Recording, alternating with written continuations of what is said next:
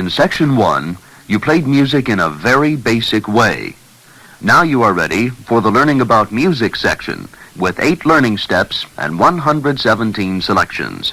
Our immediate goals covering learning steps 1, 2, and 3 are to learn fingering, upper staff notes, and some of the signs and terms in music.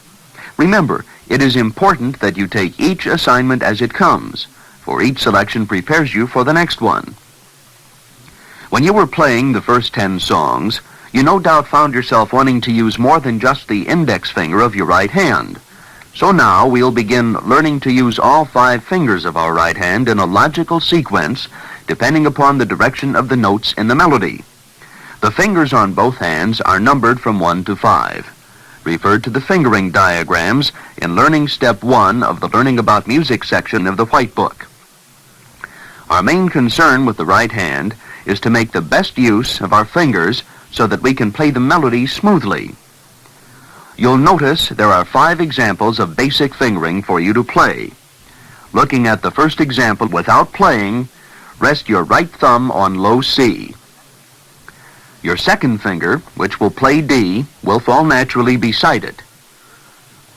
Your third finger will fall on E, the fourth on F, and the little or fifth finger on G. And you can see there's a finger for each note. Without playing, just leave your hand resting there. Now I'm going to say the notes aloud, and I would like you to play each successive finger starting with C, going up to G, then back to C again. Ready? As I say the notes aloud, play them one at a time. Ready? C, release. D, release. E, release. F, release. G, release. Now back to F with the fourth finger, release. E with the third finger, release. D with the second finger, release. And now C, hold and release. An important point to remember is to keep your fingers as close to the keys as you possibly can. You may want to practice this until your fingers move smoothly and comfortably. The second example shows you how to skip a finger as you skip a note. Play the example with the suggested fingering.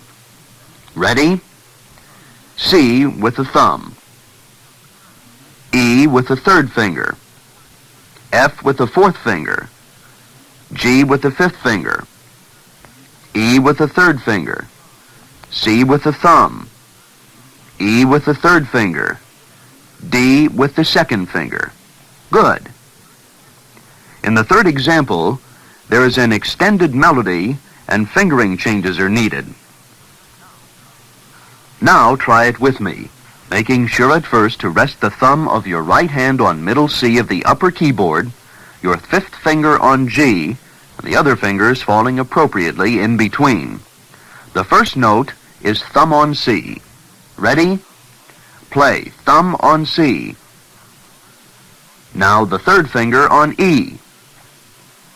The fifth finger on G. The second finger on E. The fourth finger on G. The fifth finger on A. Fourth finger on G. Second finger on E. Fourth finger on G. Fifth finger on A. Fourth finger on G. Second finger on E. Fifth finger on G. Third finger on E. And fourth finger on F. Good.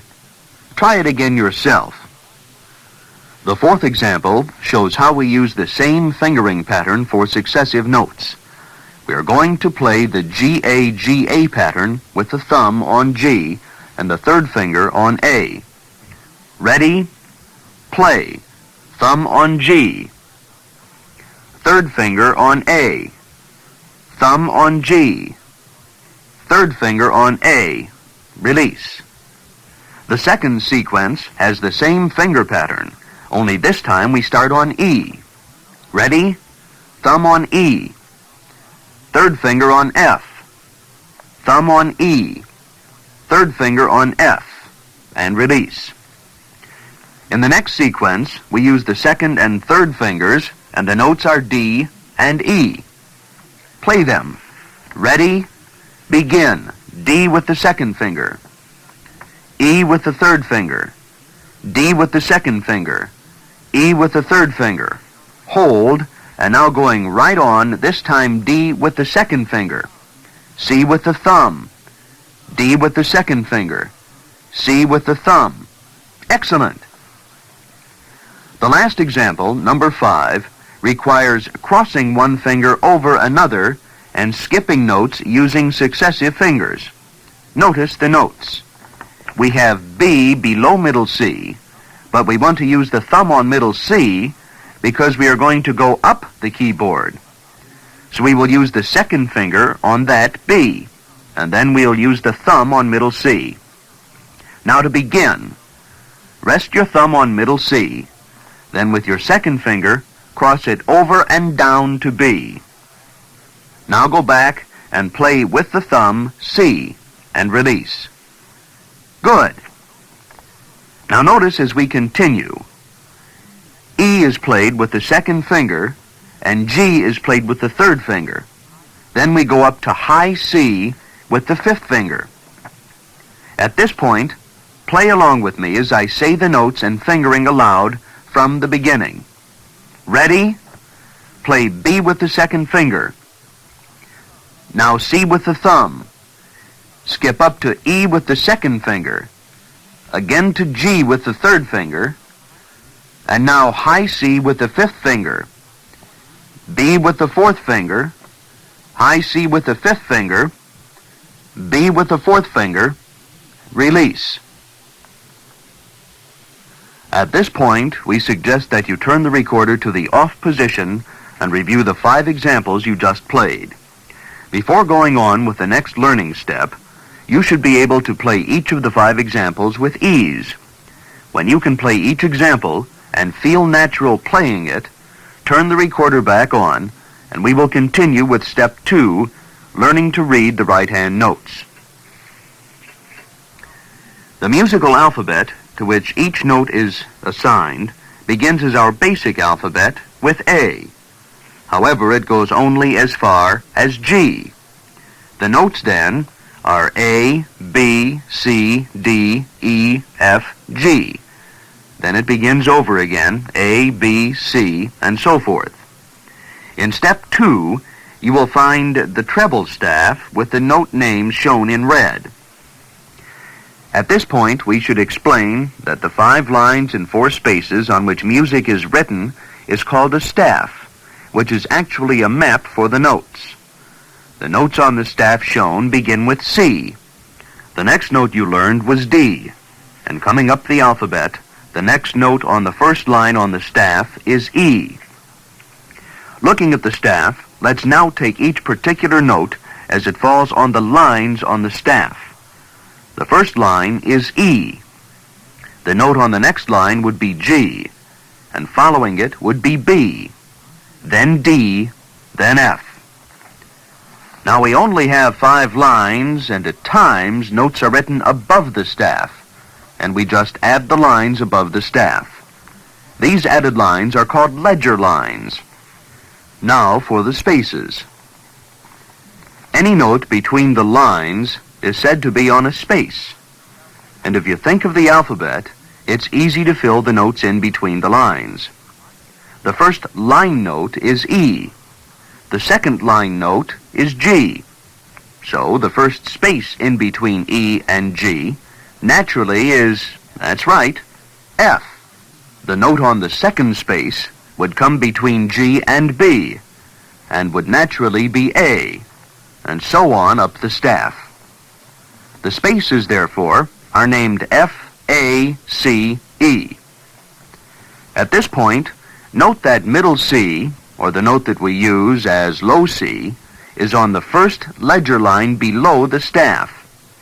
The first space below the staff, or between middle C and E, is D. We'll call this low D. At this point, you might want to turn the tape recorder back and review the treble staff. It is important to note that you should not try to memorize the notes at this point. You will learn these notes as you play the songs. Let's now continue with learning step 3, accidentals. At times we play the black keys. Signs are placed in front of notes on the staff to indicate this. These general signs are called accidentals, and they represent the sharps, flats, and naturals. Notice the sign for the sharp. It looks like a tic-tac-toe sign. This indicates that you are to raise that note and play the black key to the immediate right of the white key note as shown on the staff. Look at the example. The note on the first space on the staff is F. The F next to it has a sharp sign in front of it. So that means to play the F as F sharp. So instead of playing the white key F, you play the black key to the right of F or F sharp. This principle applies to all notes that are shown with a sharp sign. The next sign in the middle of the page is a flat. When that sign is in front of a note, it means you merely lower the note by playing the nearest adjacent black key to the left or below the note. For instance, on the staff on the middle of the page, notice the note is on the second line. This note is G. The next G has a flat in front of it, so this indicates that you are to lower that note and play the black key to the immediate left of the white key as shown on the staff. Therefore, you would play the black key directly to the left of G or G flat. You are probably asking yourself how that black key played can be both the F sharp and the G flat. On the keyboard, these are physically the same key, but because of the rules of music writing, they are indicated on the staff in a different way. Remember that if a note is sharped, you go to the nearest black key higher to the right, and if the note is flatted, you go to the nearest black key lower to the left of that key. At the bottom of the page, notice that we are introduced to a new sign. This is called a natural sign. This natural sign cancels the previous flat or sharp. For example, at the bottom of the page, notice an F with a sharp in front of it. This will be played as F sharp. Right next to it is F again, with a natural sign in front of it. We would therefore go back and play it as the white key F. In the next measure, the G is indicated as a G flat. The next note is G with a natural in front of it. Therefore, we play it as the white key G. At this point, why not turn the recorder to the off position and review the page covering accidentals. When you finish and are familiar with accidentals, we suggest that you go back and review learning steps 1, 2, and 3, covering fingering, reading notes, and accidentals. When you are familiar with these steps, in the music examples that follow, write in the letter names with accidentals where noted. When you have finished, play the notes on the page, matching the letters with the melody line note finder on your keyboard. Become thoroughly familiar with the notes on this page, and when you have completed the exercise, turn the recorder back on, and we will begin assignment 11. The song is Fascination.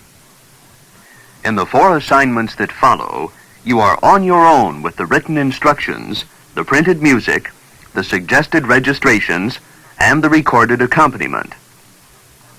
It is suggested that you proceed as follows. Study all points in the written instructional material carefully. Refer to the printed music along with the instructional material. There are new things to be learned in each assignment. Learn each hand and pedal separately, then put them together. The pedal board is just like the keyboard, and the keys to be used on the pedals are shown in easy-to-read letter names. Remember that the left-hand chords are held until a change occurs. Listen to the recorded accompaniment, which will serve as a guide for rhythm and correct melody notes and chords. Assignment 11 is Fascination.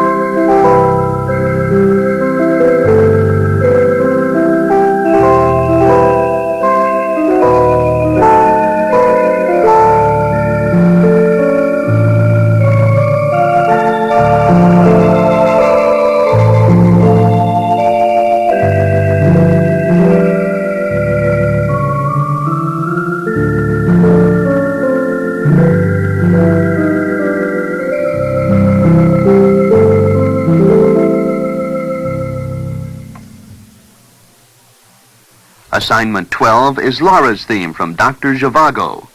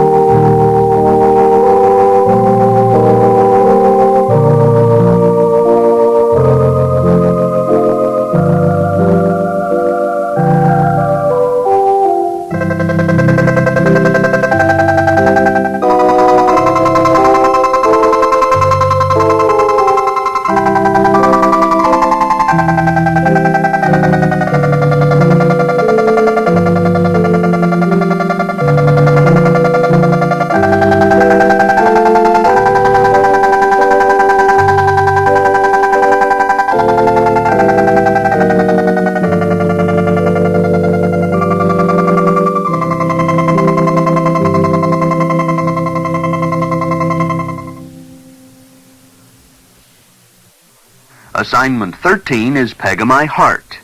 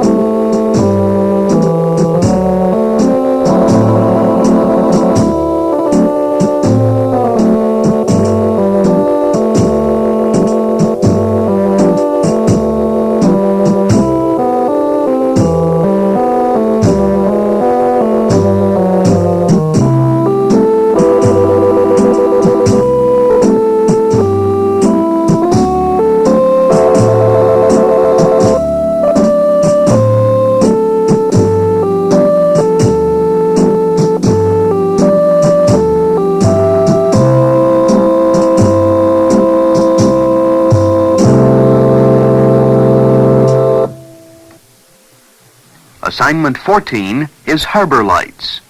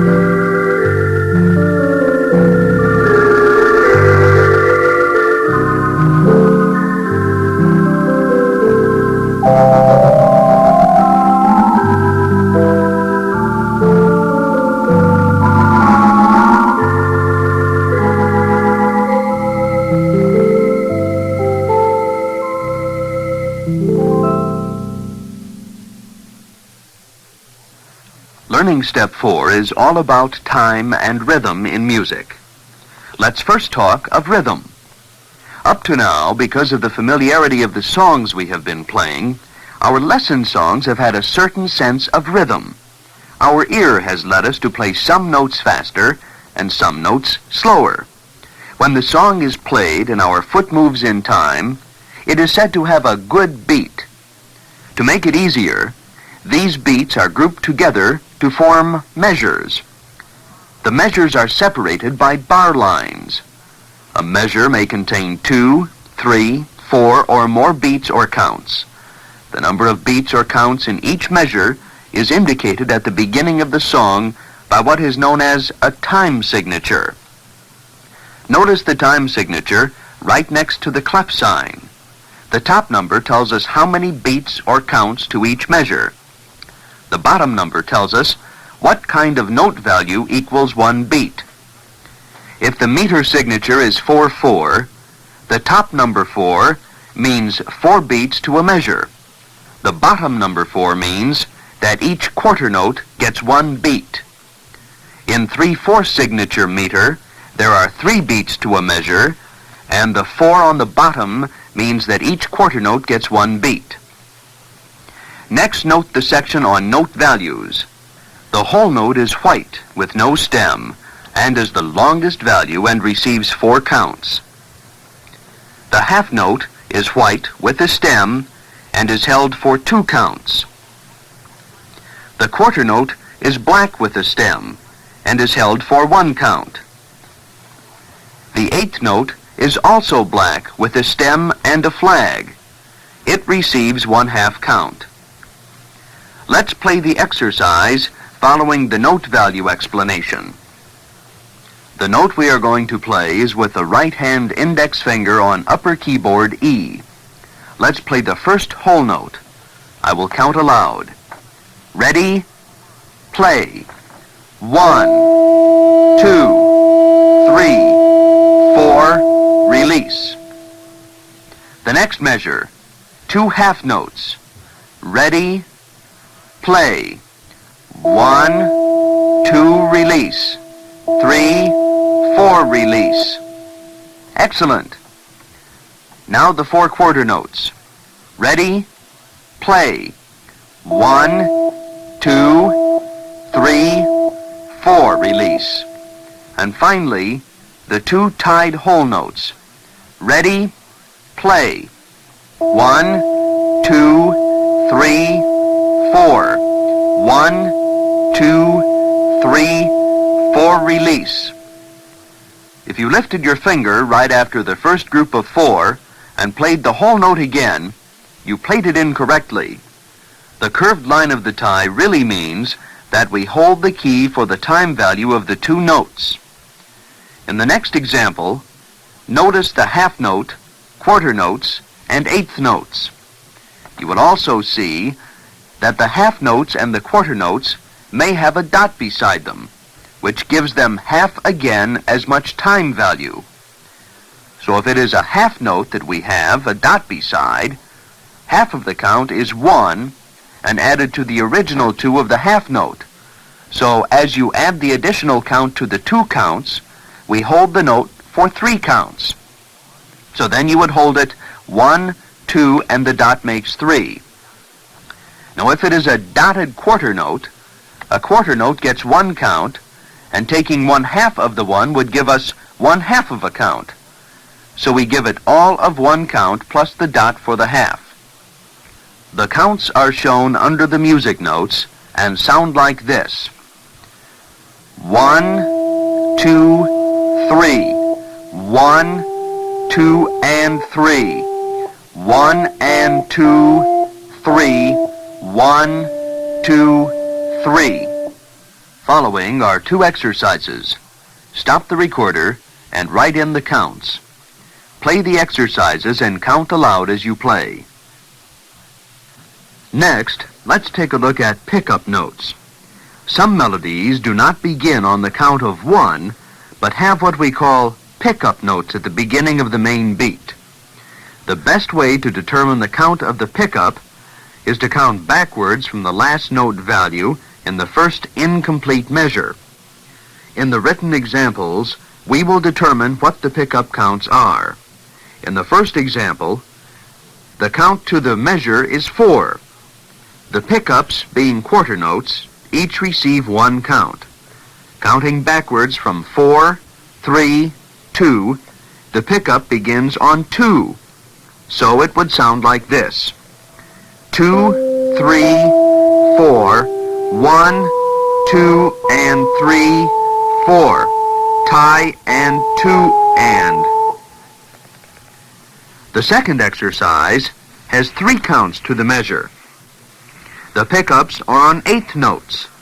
Backwards, the count reads 3 and 2, so the pickup is on 2 and, like this. 2 and 3 and 1, 2, 3, 1, 2, 3, 1, 2, 3, tie. In the third exercise, we have 4 counts to the measure. Pickups are on quarter notes, and backwards, the counts read 4, 3, so the pickup is on 3, 4.